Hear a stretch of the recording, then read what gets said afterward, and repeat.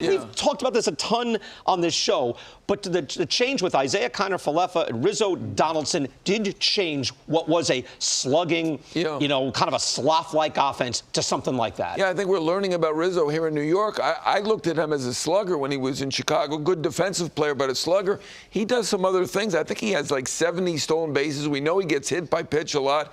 He takes advantage of the other team's mistakes. I mean, obviously he's not a speed burner, but he's a very, very good base runner and a very, very good baseball player. Yeah, like he's selective in there. He's stolen 5. He's gotten caught once. But what a great half inning. I mean, what a guy who said, no, we're not done here. We're not gonna lose just yet. I'm gonna do this right now. Well, there's two things that stand out to me, BK.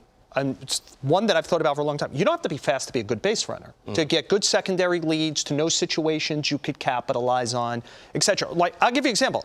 The Yankees will cry forever about 2017 about the sign stealing. If Greg Bird gets 2 good secondary leads in that series, the Yankees win the series.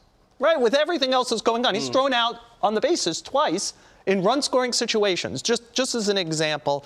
The second thing is, analytics at its heart is taking advantage of inefficiencies, right? And I think when you recognize that another team has fallen asleep because a non-traditional base stealer is on first base, which the Yankees have done a little more of this year, that is taking advantage of an inefficiency. It's kind of analytics at its best. Yeah, the Yankees pummeled them, man, against Yankees. I mean, they had perfect games going into the 7th and back-to-back games, and then they do that. I think you were bringing that up. It's the Tigers. Yeah, Tigers.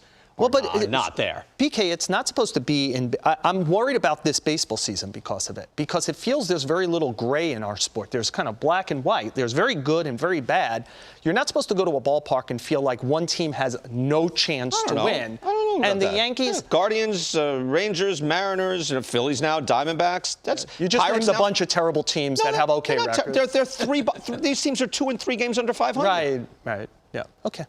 They're like most of them are in the two central divisions. They're in the playoff hunt. In the American League, they're in the hunt. They are in the hunt. The Guardians are I think the middle class is a little stronger than you're giving it. The hunt. A lot of times there's a have and have-nots. I think there's a healthier middle class than normal. You agree or disagree? Maybe you could disagree for the first time. It's looking better now. At the beginning of the year, it looked like we were going to have 8 100-win teams and 8 100-loss teams. It's looking a little bit better now.